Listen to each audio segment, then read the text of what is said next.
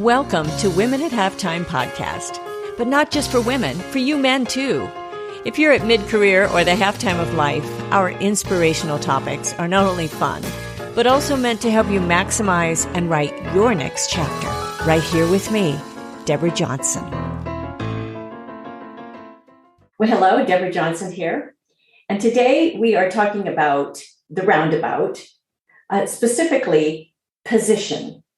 And this is part of a 9-part series, but this is number 2 on our position of our roundabout. We're talking about our starting position and finding your starting point and determining that position. So in my last article 1 and video 1, a podcast right before this, a couple of weeks ago, I shared my thoughts on why it's important to know where we are today if we're going to develop a life-changing plan, and how to honestly assess our point A by examining 7 essential facets of our lives through a tool like my Haffer's model. And I shared that quickly in our first article. And as a recap, here are the facets that the Haffer's model encompasses, and it spells out HALFERS: health, attitude, learning, finances, employment, relationships, and spirituality. Haffer's, and the first letter of each of those, of course, is why we use that Haffer's model. And I visualize each of these facets as faders on a soundboard, and making adjustments to each aspect that can enable us to move along the path from where we wish to be, from our point A to our point B. And in my previous article, I also spoke about how we have to be forgiving of ourselves, gentle and compassionate, and not to develop a paralyzing mindset. And there may be some difficult truths that we must acknowledge and own to move forward. But here I delve into the practical application of my Haffer's model in helping to determine our current position, our point A. And each of the 7 Haffer's model aspects, they can have a direct impact on the quality of our lives and how satisfied or even how unsatisfied we are, and how successful we can be as we set out to reach our life goals and to reach our summit. So today, following is a definition of each of those aspects and a few questions you can ask yourself to assess your current position. And I have a free download with this, so make sure you grab that from the article.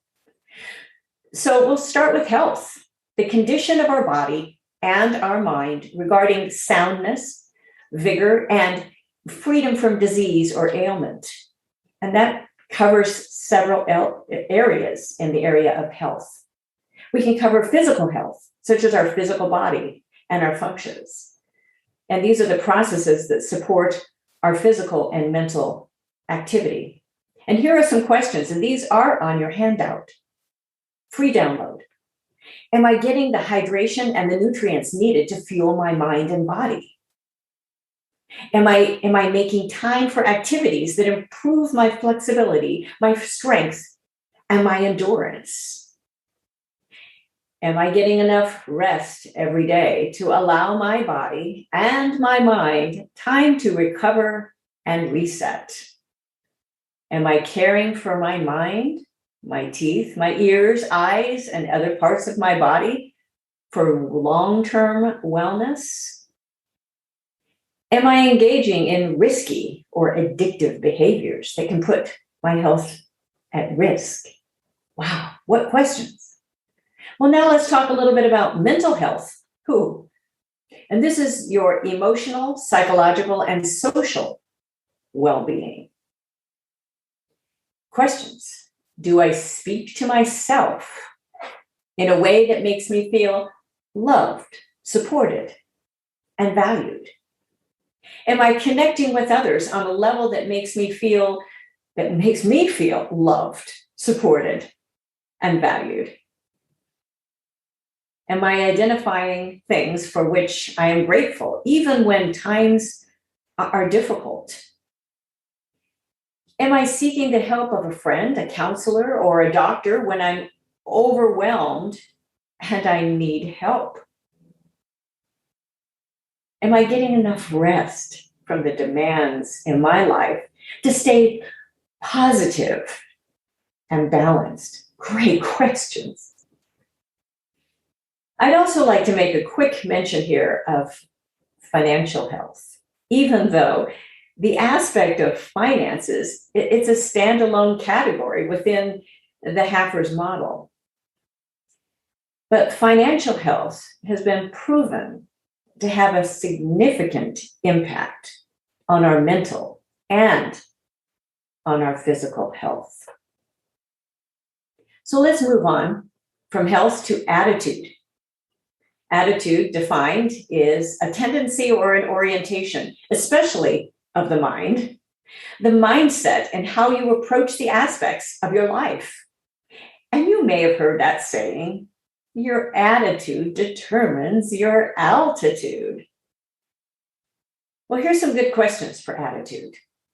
Am I changing my internal conversation when it is negative? Tuning out my inner critic and giving more airtime to my inner advocate? Are the people in my inner circle positive-minded? Are they lifting me to be my best self? Ooh, good question. Am I looking for and finding the silver linings in the challenges I experience in my life? Am I performing self-care activities that boost me? Well, like listening to music or being in nature? Am I aware of and avoiding any negativity around me, like on social media or from complaining friends and coworkers? Ooh, another really good question. So let's move on. Health, attitude, now learning. The ongoing pursuit of new ideas, knowledge, skills, and experiences for personal and professional reasons. Lifelong learning helps you grow even after traditional schooling is completed, right? Well, this lifelong learning can benefit you professionally and socially and can even improve your cognitive health. Here are some questions for that learning.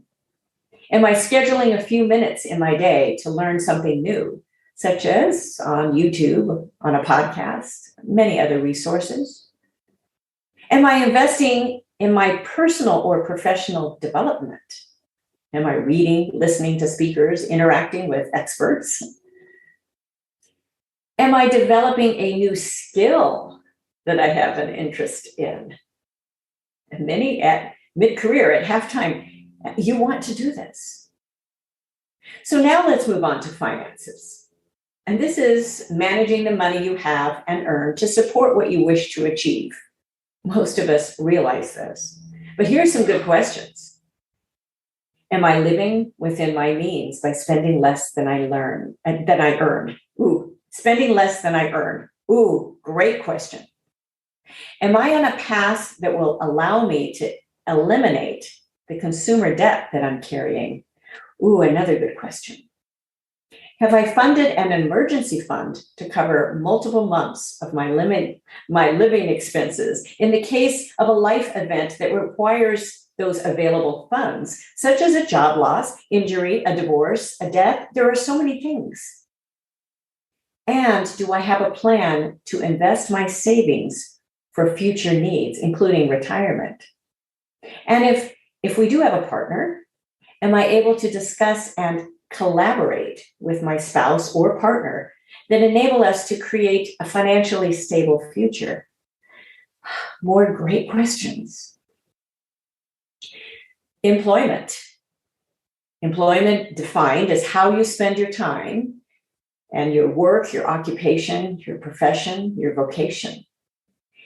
But employment is not just simply paid work for someone else. It can include entrepreneurial work and volunteering, and that's very important to realize. Here's some good questions. Do I find my work enjoyable? Do I find my work meaningful or effective? Does my employment provide me with a good balance between work and personal time? Does my work satisfy my need to make an impact? Does it help others? Again, employment can be entrepreneurial or volunteer. Does my work integrate my skills, my talents, and interests? Ooh. Relationships. And relationships defined is how you are connected to other people, and the quality of bonds that you form has a direct impact on the quality of your life. Oh, most of us know this as well. Here's some good questions. Do the key people in my life share my values and support me in my goals? Are these people lifting me to be my best self instead of holding me back or bringing me down? Do I have a person or people in my life that I can count on in times of difficulty? And do I trust that the people closest to me have my best interests in mind? Do my key relationships inspire me to be my best self? Spirituality. Spirituality defined as holding a sense, a feeling, or a belief that there's something larger and bigger than ourselves that's a resource of additional power to live our lives. Here's some good questions. Am I living life in a way that's aligned with my beliefs? Are my spiritual practices, including consistent time to reflect and meditate, helping me be the person whom I wish to be? Am I able to connect with a community of like-minded people through my spiritual practice? Is my spirituality helping me to be more loving, more compassionate, and forgiving of myself and others? These are all great questions. Well, so now we have a little position exercise. And to start this position exercise, you'll want to get the free download. There's a wonderful free download using the Haffer's model to assess each of these essential aspects of your life. So I'm asking you now to just please download this and go ahead and print them out, these free worksheets. And you'll find fader diagrams similar to the one I've spoken about. But the key difference is that the worksheets, all the faders are not going to be all at 50%. And you'll see this in the article as well. And there'll be no horizontal lines on the worksheet on every single fader, so that then you can annotate where your fader level is. So using the free worksheets, and I'm going to talk you through this even in this video and in this podcast, I'll ask you first to annotate the level on which you currently assess yourself on your health, on your attitude, your learning, your finances, your employment, your relationships, and on your spirituality. And on the worksheets, I've offered those few questions as a guide, and there's a space for you to just jot down your thoughts. And you can be as brief as you want, or you can write additional pages. It's really up to you. Again, this may not be easy, and it may stir up some negative feelings. And in conjunction with this exercise, it may be helpful to write what you're experiencing on the worksheets or in your journal And that process of releasing your thoughts to paper, it can be unloading of sorts. Anyone who has journaled, you may understand this already. And it may also help to talk to a trusted friend or even a professional if you feel that that's needed about your feelings brought up by this assessment. Again, this is an assessment tool, but please stay with me on this process. It's really a critical step in your journey to where you wish to go. And I'm going to share my friend Susan's story to demonstrate how powerful this process can be. Now, Susan struggled for years financially. She had purchased several rental properties from 2002 to 2005 to build long-term wealth. And when the real estate market, it bottomed out in late 2008, she struggled to stay afloat. She couldn't sell her properties for the price that she paid, and she was facing substantial losses every single month due to vacancies, increased taxes, and those utility costs, and a few problem tenants. After bearing her struggle alone for many months, Susan told her parents about her situation. And sharing her financial problems with her family, it was difficult. I mean, she was embarrassed and she was even ashamed. But she told me that the act of acknowledging and owning her circumstances, it released her from the heavy secret she was carrying. And it freed her from being just consumed, from being this pretender. She was pretending that she had invested so successfully. And Susan then felt just so much lighter. And by being honest and accepting her current situation was her point A, then she was able to move forward on a path to recovery. Now, it took her multiple years to get her finances back on track. And while she did this on her own, well, she didn't suffer alone. Not completely. She didn't suffer alone emotionally. Now, I share this example because pretense brings pressure, especially when not being honest with yourself and others. And we can release this pressure inside by just releasing our truths. So as we assess our point A, I'd like you to use these free downloads on these worksheets and consider the questions provided. I've provided them here in this video and this podcast and in the article. And you can draw this horizontal fader line at the level where you believe that you are today, starting with health and then progressing through the 7 other essential aspects of your life. And this will be your point A. So Susan's example, this was assessing her point A for health. So for Susan, it's now 2022, and she's going through this exercise to gain clarity on what she would like to do with her life.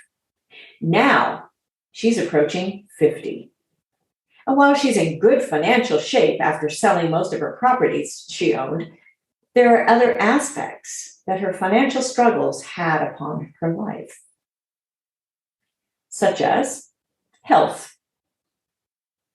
She gained 30 pounds in 1 year when the stress of paying off her mortgages, they were consuming her with fear. So she was never able to take that extra weight off. And her doctor told her that without a significant change, she's placing herself at a risk for heart disease, for diabetes, and possibly even early dementia. Ooh. Well, she does walk occasionally, but she's rarely made her health a top priority. And mentally, with the financial stress gone from her life, now she has a positive outlook for her future. So she assesses her health at 55%. Now look at your fader, 55%. And in terms of mental health, she feels great. But in terms of physical health, she knows she must take positive action to set herself on a path to long-term health.